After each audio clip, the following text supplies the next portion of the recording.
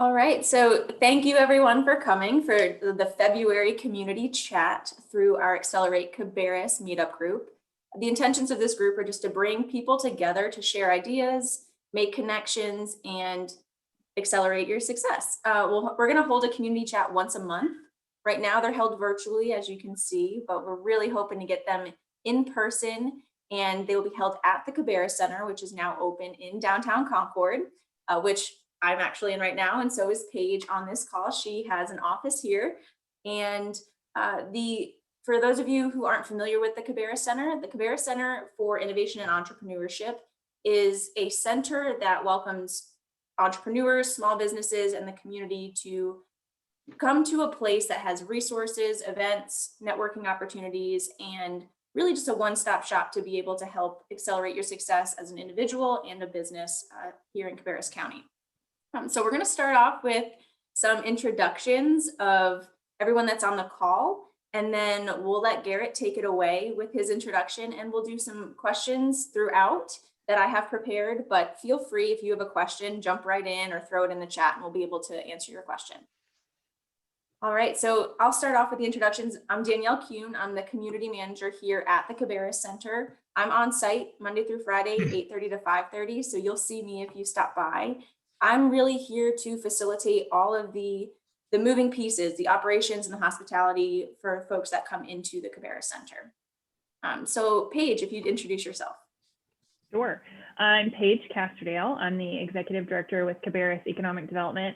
I think we can claim the title that we were the first organization to move into the Cabarrus Center. Is that right? Yes. Yes, we have a nice little suite here, and we are so excited to be here. You know, we feel like supporting entrepreneurs is just as important as recruiting new business and growing our existing business. So for us, this is, you know, a huge part of our economic development strategy moving forward, and we're just thrilled to be here. Fantastic. Bill, if you'd go next. All right, I'm Bill Dush, Mayor of Concord, and I'm really excited about the center, the Cabarrus Center. I understand we have a ribbon cutting next week. I'll be there to help with it. But from my own standpoint, I'm an entrepreneur. I started a business 25 years ago, and I wish I had this resource, because every time you saw something new come up, you had to figure out where to go with it and what to do. And that's why I think this is going to be such a great thing for everyone. Great, thank you, Bill. Mark. Hello, everybody. My name is Mark Shropshire, and I am a senior director of development at Media Current.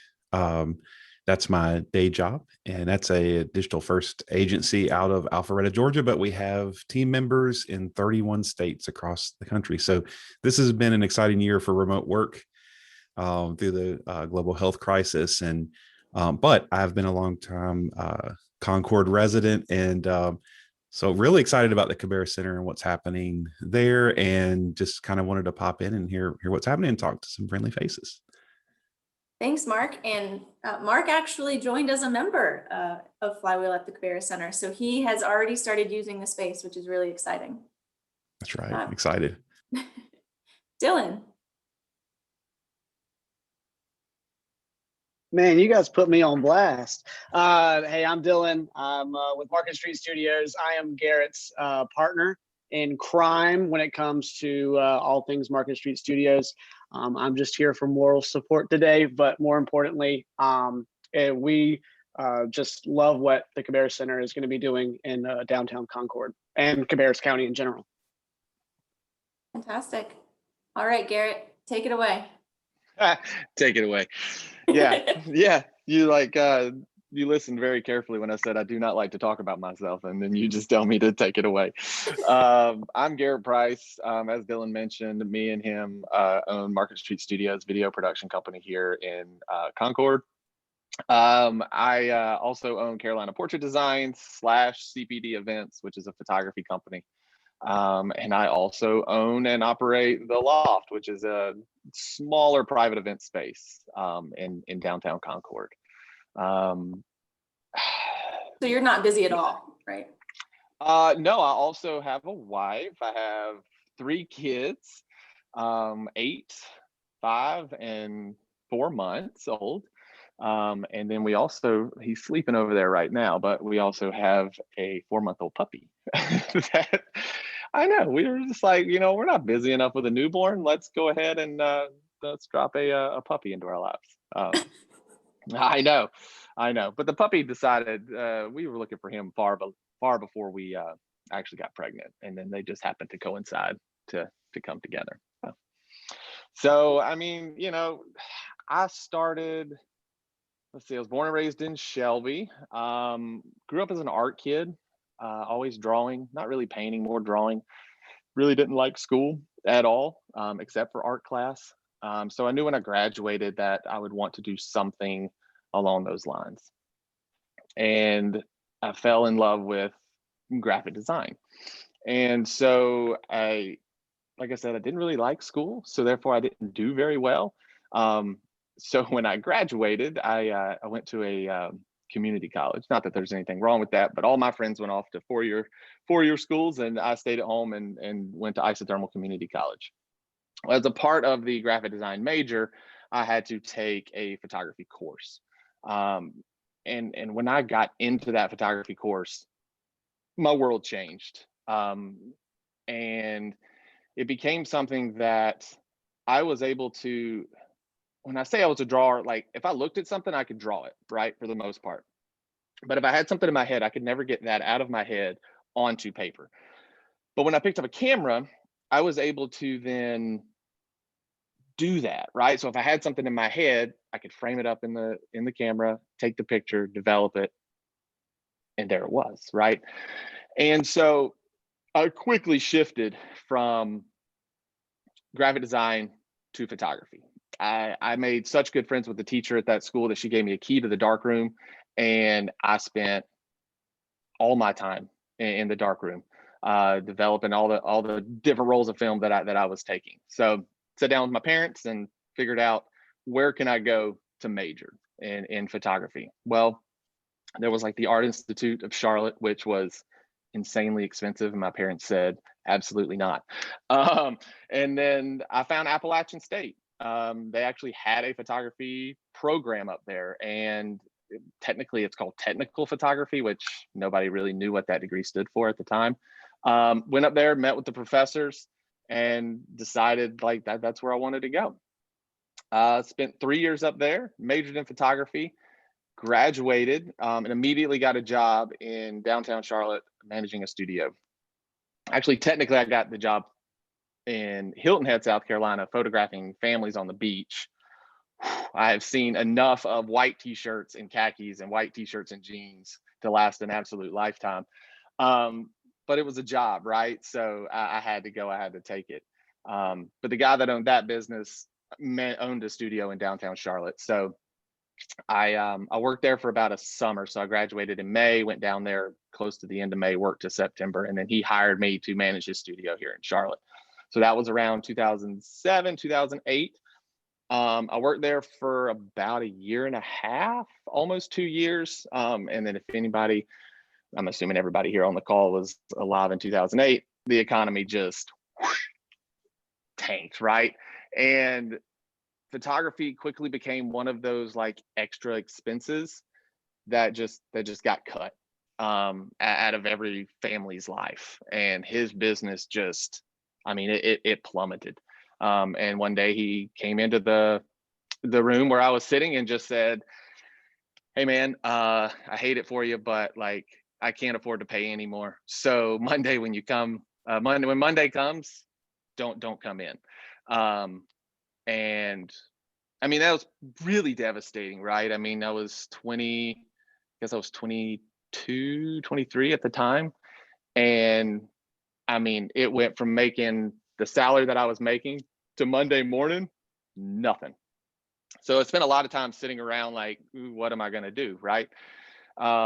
Luckily, all throughout high school and college, I worked at Auto Bell Car Wash. Some people may be familiar. And luckily, I had friends who still managed Auto Bell Car Washes. And so I quickly went and called my friend, like, dude, I need a job. Like, I got car payment, I got cell phone, and I got the place that I live and all the other expenses. And so I worked there for roughly about 3 months until I just literally, I mean, I don't want to say I came to a crossroad in my life and I saw some divine intervention, but like I had to sit down, talk with myself. Like, what am I going to do? Like, am I going to work at Auto Bell the rest of my life? Or am I going to go back to school and try to figure out what I'm going to do? And, I didn't, at the time, I guess I just didn't know what I wanted to do. All I knew is that I did not like working for other people, right? I wanted to be in control of my own destiny. And that's when, I said, screw it. Like, I'm going to quit this job because it's holding me back, because it's always there, right? It's always a paycheck, and I can go in, I can clock in, I can get paid and go on. And if I always had that kind of safety net, then I guess I always felt like I would never push myself to go even further.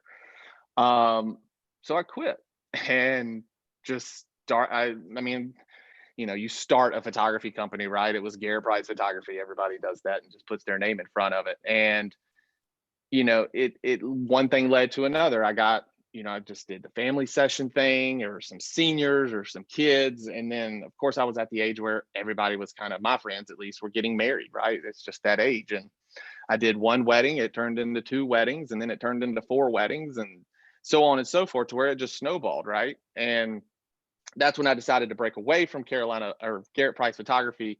And I had met a friend who was kind of doing the same thing. And I was like, well, if I'm doing it, he's doing it, maybe we can bind together and we can just double the work. Well, that worked for a little while. I don't want to get too into detail, but that individual he had his own separate issues, and that business did not last much longer than 6 months, which we named it Carolina Portrait Design. Through some legal things, I ended up being able to keep the name and the business and all that. And I just kept operating as is. And it just snowballed till probably about 4 to 6 years ago. We were pumping out, I would say conservatively 60 to 70, maybe even more weddings a year, between me and some contract work that I had brought on. Then about, Dylan can probably correct me on this, we just had our 4-year anniversary. So me and Dylan met at a wedding a few years ago, or 6 or 7 years ago.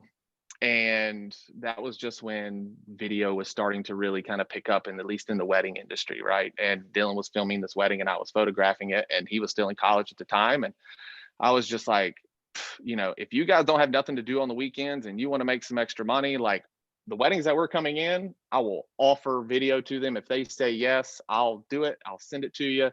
You guys just show up, film the wedding, create the product, and we'll rock and roll, right?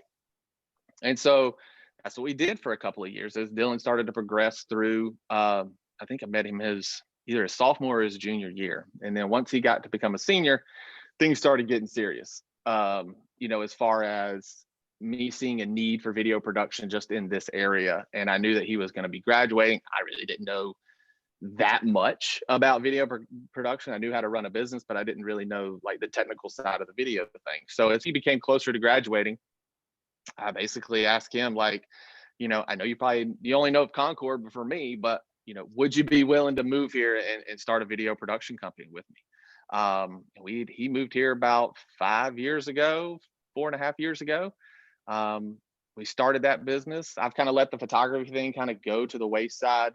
As my kids got older, it was just one of those things where I can't be gone on the weekends. 8 and a 5-year-old now, especially, like, I can't work Monday through Friday and then be gone all day on the Saturday, photographing a wedding. So now we have Market Street Studios. I still have Carolina Portrait Design and CPD Events. CPD Events is it's basically just like we do high volume sports work, and we have some events that we are contracted in with the North Carolina Transportation Museum. And so we have a video production company now, been rocking and rolling for 4 years. Started small, build ourselves up. I don't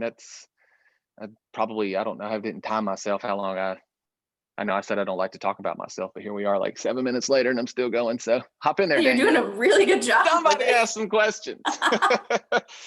So is it just you and Dylan? Correct. Yeah. So, without trying to sound, artists are a fickle bunch, and I'm this way, and most artists are, I feel like, but at least with the photography side of things, and sometimes with the video production side of things, I mean, I guess it's just being a business owner in general. Nobody's going to care about your business as much as you do, right? And so I feel like artists too, sometimes they want the recognition, right? They don't, at least the ones that I've dealt with, don't want to help build someone else's company, and so anything that we ever hire or need help with is just, it's simply just contracted out. It's just on an as needed basis. If we need an extra set of hands, we find somebody that's available. If we both are tied up and we can't go film something, and then we hire a contractor, 1099 them and pay them that way. Does that ever make you nervous as far as the product that they're going to come out with? Are they going to execute to your standards and be able to put your name on it? Do you ever have any issues with that? Yeah, but we also would not send them to somewhere that we wouldn't think that they wouldn't be able to handle. And most of the time, even if somebody is going and filming something for us, they're trusted, right? I mean, and they're vetted, so to speak. And more than likely, they've probably worked or assisted with us numerous times before. This would not be their first. It's not like we would just like put an ad out on Craigslist or Facebook and be like, hey, if you're a warm body and you have a video camera, we've got a job for you. No, that's not